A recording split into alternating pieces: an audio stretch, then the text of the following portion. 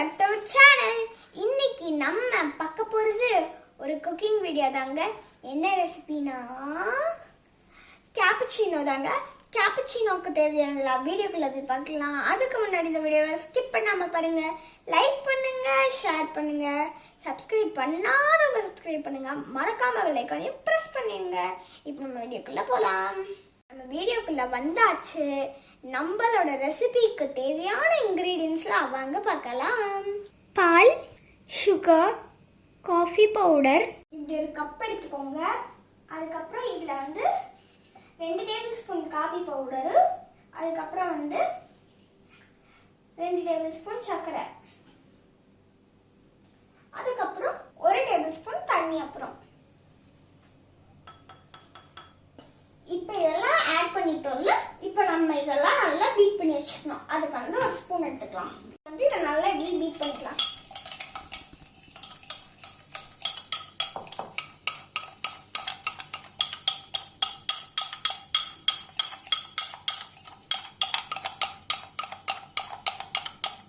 இந்த மாதிரி எனக்கு கால் வச்சுதான் நான் உட்காந்துக்கிறேன். உங்களுக்கு கால் வச்சுதான் நீங்களே இந்த மாதிரி உட்காந்துக்கலாம். இப்போ இதே 2 நிமிஷம் பீட் பண்ணதுக்கு எப்படி மாதிரி இருக்கு.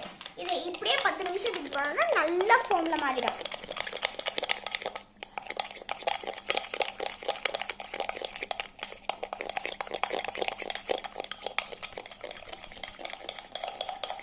இந்த மாதிரி நல்லா கலக்கிக்கணும்.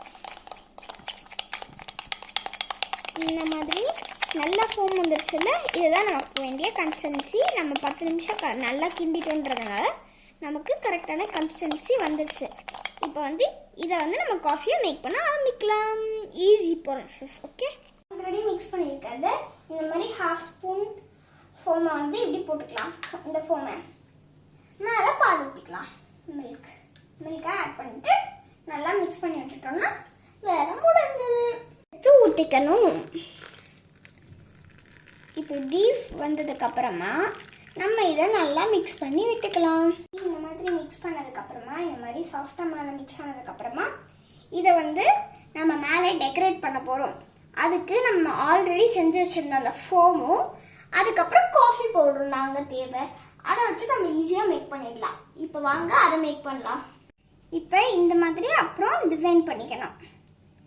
இப்போ மேலே உங்களுக்கு வேணும்னா இன்னும் கொஞ்சம் அழகுபடுத்திக்கணும்னா காஃபி பவுடர் மேலே தூவி விட்டுக்கலாம்.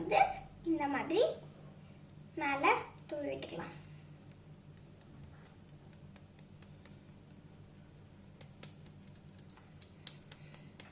எக்ஸ்ட்ரா இனிப்பு வேணும்னா இந்த மாதிரி சுகரை கொஞ்சோண்டு கையில் எடுத்து ஆட் பண்ணிக்கோங்க.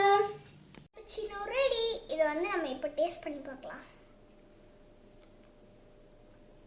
சூப்பராக இருக்குது. நீங்களும் இதை உங்கள் வீட்டில் ட்ரை பண்ணி பாருங்கள். இந்த வீடியோ உங்களுக்கு பிடிச்சிருந்தா லைக் பண்ணுங்கள், ஷேர் பண்ணுங்கள், சப்ஸ்கிரைப் பண்ணாதவங்க சப்ஸ்கிரைப் பண்ணுங்கள், மறக்காம பெல் ஐகானையும் ப்ரெஸ் பண்ணிடுங்க. அடுத்த வீடியோவை சந்திப்போம். பாய்.